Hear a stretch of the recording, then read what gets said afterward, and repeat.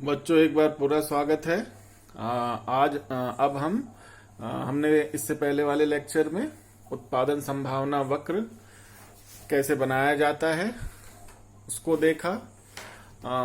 अवसर लागत किस तरह से उत्पादन संभावना वक्र को प्रभावित करती है, और हमने देखा उत्पादन संभावना वक्र अर्थव्यवस्था को चयन की विभिन्न संभावनाएं चयन उस अर्थव्यवस्था के सामने विभिन्न जो सर्वोत्कृष्ट विकल्प होते हैं उसके चयन के विकल्प देता है, चयन की संभावनाएं दर्शाता है। ठीक है, एक दी गई तकनीक और सीमित संसाधन से चयन के कौन कौन से विकल्प अर्थव्यवस्था के सामने मौजूद होते हैं उसको दर्शाता है।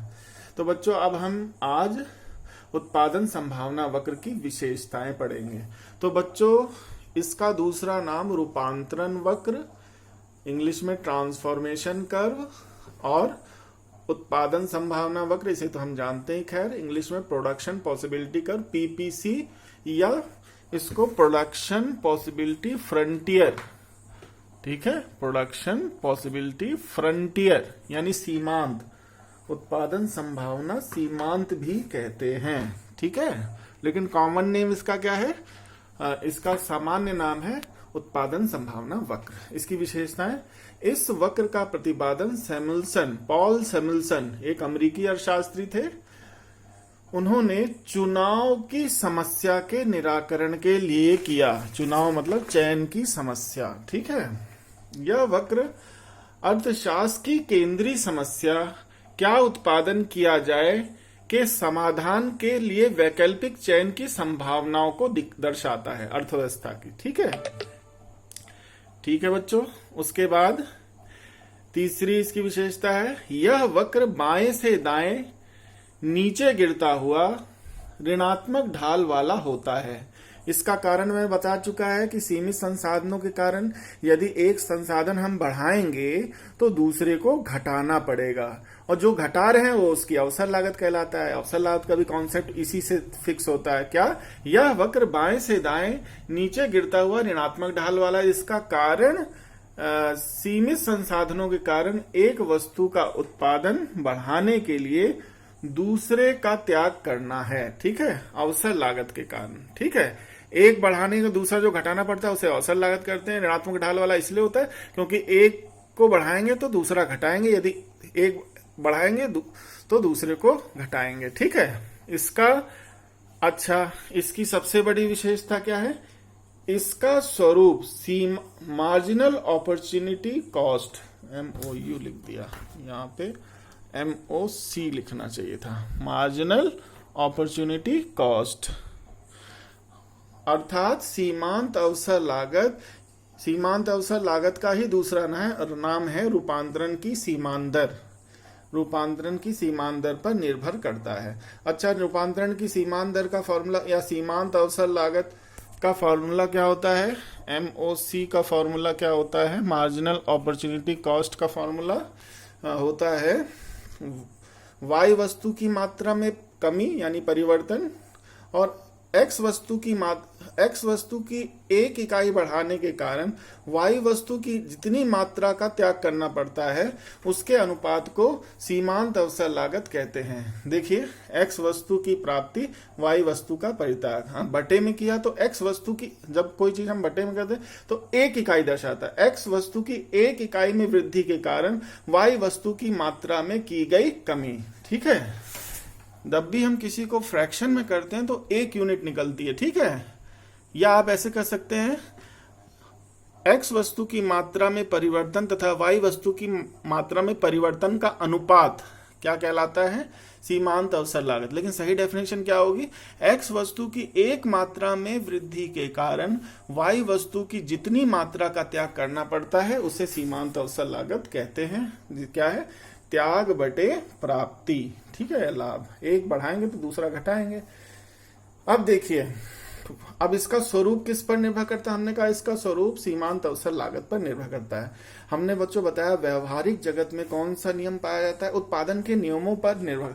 अच्छा, इसका स्वरूप सीमांत अवसर लागत पर निर्भर करता है, और सीमांत अवसर लागत किस पर निर्भर करती है? उत्पादन के नियमों पर निर्भर करती है। ठीक है, यदि उत्पादन ह्रास नियम लागू हो रहा हो तो सीमांत अवसर लागत बढ़ती जाती है और ये वक्र मूल बिंदु की ओर नतोदार होता है। जैसे हमने जो अपने जब उत्पादन संभावना वक्र बनाया था तो उस समय इसी प्रकार यानी कॉनकेव टू द ओरिजिन बनाया था। ठीक है, देखिए सीमांत अवसर लागत क्या हो रही थी, बढ़ रही है। ठीक है, delta Y by delta X का मान क्या आ रहा है, बढ़ता जा रहा है। देखिए डेल्टा वाई कैसे निकाला, अच्छा जब हमने बी संयोग पे आया तो वाई वस्तु की एक मात्रा क्या की, घटाई, तो ऊपर आया 1 और नीचे क्या आया, एक्स वस्तु की एक मात्रा नीचे भी एक बढ़ाई तो 1/1 आया, तो इसलिए सीमांत अवसर लागत क्या है, 1। अब हम देखिए जब हम बी से सी संयोग पे जाते हैं तो कितनी मात्रा वाई की घटा रहे हैं, 2। कितनी मात्रा के लिए, एक्स की एक मात्रा के लिए, तो 2/1 2/1 2। ठीक है, अब हम जब डी संयोग सी से डी पर जाते हैं तो 7 से 4 कर देते हैं, तो कितनी मात्रा घटाई, 3। और एक्स की कितनी मात्रा के लिए, एक मात्रा के लिए, तो 3/1 क्या आया, 3। अब हम जब ई संयोग पर आए तो वाई की कितनी मात्रा घटाई, 4 और एक्स की कितनी मात्रा के लिए, एक मात्रा के लिए, तो 4/1 क्या आएगा, 4। तो क्या देख रहे हैं कि सीमांत अवसर लागत क्या हो रही है, बढ़ती जा रही है। ऐसी स्थिति में ये वक्र मूल बिंदु की ओर नतोदार होगा यानी कि गुफा की तरह होगा। ठीक है, देखिए यहाँ पे लिखा हुआ व्यवहारिक रूप में मूल बिंदु की ओर नतोदार बढ़ती हुई सीमांत अवसर लागत की दशा में। ठीक है, अब इसी में हमने इसे पॉइंट दिया 5A 5B और 5C। ठीक है बच्चों, 5A कब कहा था, जब हमारा उत्पादन ह्रास नियम लागू हो रहा था यानी सीमांत अवसर लागत बढ़ती जा रही थी। उसके बाद 5B कब कहा, 5B की स्थिति में देखिए उत्पादन समता नियम की स्थिति में सीमांत अवसर लागत स्थिर होगी और पीपीसी सीधी रेखा के रूप में होगा। देखिए अब हम टेबल की एक इकाई के लिए, देखिए एक इकाई के लिए क्या कर रहे हैं, 2 इकाई चेयर की त्याग रहे हैं हर टेबल की एक इकाई के लिए। देखिए जब टेबल 0 से बढ़कर 1 हुआ तो हमने पहले सारा का सारा हम चेयर पर खर्च कर देते तो टेबल की कितनी इकाई बनेगी, 0। फिर हमने 2 इकाई चेयर की घटाई, कितनी इकाई टेबल के लिए, 1 इकाई, तो 2/1 2। फिर 8 से 6 की फिर 1 इकाई टेबल के लिए 2/1 2, यानी सीमांत अवसर लागत क्या है, स्थिर। ऐसी स्थिति में जो हमारा उत्पादन संभावना वक्र है पीपीसी क्या होता है, सीधी रेखा के रूप में होगा। ये कब होगा, जब उत्पादन समता नियम लागू होगा। ठीक है, अच्छा बच्चों एक बात जरूर बता दूं कि जब उत्पादन ह्रास नियम लागू होता है तो हमारी क्या होती है, सीमांत अवसर लागत बढ़ती जाती है। इसी कारण से इसे लागत वृद्धि नियम भी कहते हैं। ठीक है, उत्पादन जब ह्रास नियम लागू होता है उसी समय लागत वृद्धि नियम लागू होता है। ठीक है, इसी कारण से जो उत्पादन संभावना वक्र है मूल बिंदु की ओर नतोदार होता है। अब तीसरी स्थिति, जब उत्पादन वृद्धि नियम लागू होता है तो कैसी स्थिति होती है, देखिए हमारी जो सीमांत अवसर लागत आएगी वो क्या होगी, घटती जाएगी। ऐसी स्थिति में जो हमारा जो उत्पादन संभावना वक्र है मूल बिंदु की ओर उन्नतोदार होता है, कॉन्वेक्स। क्या होता है, convex to the origin, ORIGIN, यानी मूल बिंदु की ओर उन्नतोदार होता है। ठीक है, ऐसी स्थिति में कौन सा नियम लागू होगा, उत्पादन वृद्धि नियम लागू होगा या लागत ह्रास नियम। इसी को लागत ह्रास नियम भी कहते हैं क्योंकि इसमें सीमांत अवसर लागत घटती जाती है। ठीक है, अब देखिए यहाँ पे इसकी छठी विशेषता बताई गई है, उत्पादन संभावना वक्र के ऊपर जितने भी बिंदु होते हैं ये पूर्णतः एफिशिएंट बिंदु कहलाते हैं, अनुकूलतम उत्पादन दक्षता को दर्शाते हैं।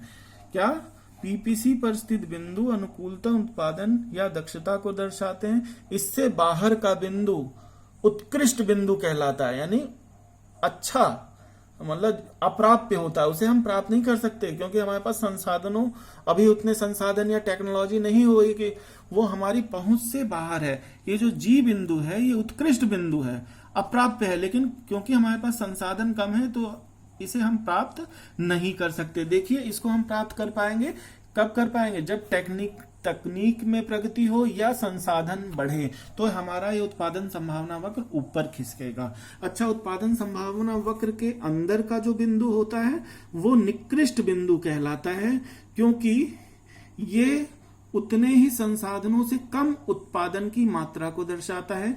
इसलिए कोई भी विवेकशील सरकार या अर्थव्यवस्था या प्राणी या उत्पादक इस बिंदु का चयन कभी नहीं करेगा। कोई भी विवेकशील उत्पादक उत्पादन संभावना वक्र पर ही स्थित किसी बिंदु का चयन करेगा। कोई विवेकशील अर्थव्यवस्था, कोई विवेकशील प्रशासक इसी बिंदु के किसी न किसी संयोग के चयन का वो सोचेगा। इसके ना तो अंदर की सोचेगा बाहर वाला, क्योंकि बाहर तो वो चाहेगा ही चाहेगा, लेकिन ये उसकी क्षमता से बाहर है, इसको चाहकर भी वो प्राप्त नहीं कर सकता। अब यहाँ पे क्या है इसकी सातवीं विशेषता, तकनीक प्रगति पर या संसाधनों में वृद्धि होने पर उत्पादन संभावना वक्र ऊपर की तरफ खिसकता है। ठीक है, तकनीक ह्रास या संसाधनों की कमी होने पर ये नीचे की तरफ खिसकता है। ठीक है बच्चों, इसकी ये 7 विशेषताएं हैं। ठीक है, हम लोग जो है हमने उत्पादन संभावना वक्र को ये 7 विशेषताएं पढ़ ली हैं। अब मैं आपको एक एक करके सारी बता दी हैं। आपको ना समझ में आए तो ये मैं वीडियो जो है आपको मैं लिंक भेज रहा हूं, आप दोबारा से इसे कई बार देख सकते हैं। ठीक है, इसकी सारी विशेषताएं मैंने बता दी आपको।